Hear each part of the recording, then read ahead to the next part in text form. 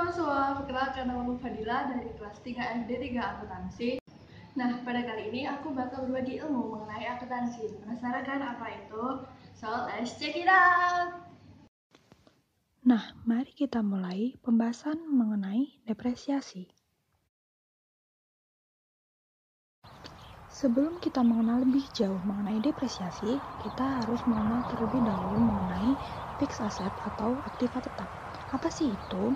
Itu adalah harta kekayaan yang berwujud yang dimiliki oleh perusahaan untuk membantu kegiatan operasional perusahaan, jadi tidak untuk diperjualbelikan, yang memiliki masa manfaat lebih dari satu periode atau biasanya lebih dari 12 bulan. Berikut adalah contoh-contoh dari fixed asset. Yang pertama, gedung, kendaraan, lalu mesin. Lalu sebenarnya apa sih itu depresiasi? Depresiasi adalah pengalokasian dari harga perolehan aktiva tetap ke setiap periode akuntansi selama masa manfaatnya yang menyebabkan penurunan fungsi dari aktiva tetap tersebut di tiap periodenya. Selanjutnya ada faktor-faktor penyusutan aktiva tetap. Apa aja sih faktor-faktornya?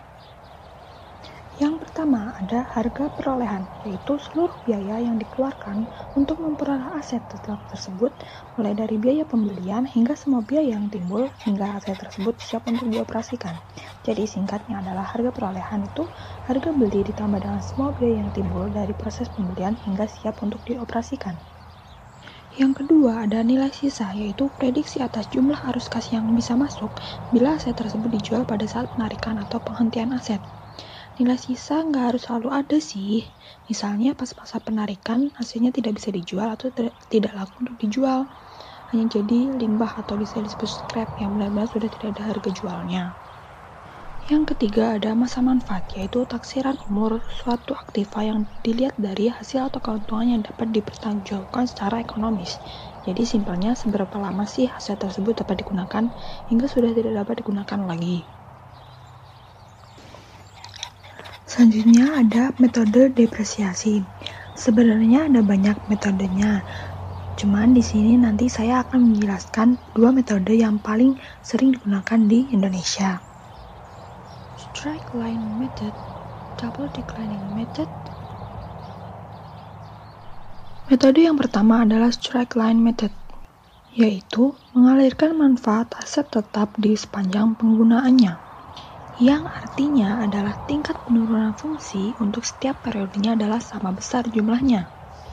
Nah, metode ini juga termasuk salah satu metode yang paling banyak diaplikasikan oleh perusahaan-perusahaan di Indonesia. Umumnya, straight line method ini digunakan untuk aset tetap yang fungsinya tidak terpengaruh oleh besarnya volume output produksi yang dihasilkan, misalnya gedung, peralatan kantor, dan sebagainya.